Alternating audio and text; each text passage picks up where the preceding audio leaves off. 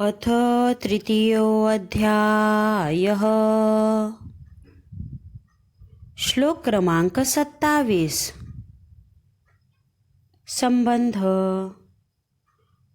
या कर्माचा कर्ता करविता कोण आहे व कर्माचे रहस्य आहे तरी काय ते भगवंत सांगत आहेत.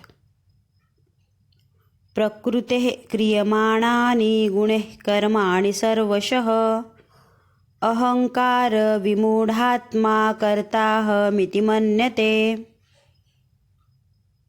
भावार्थ.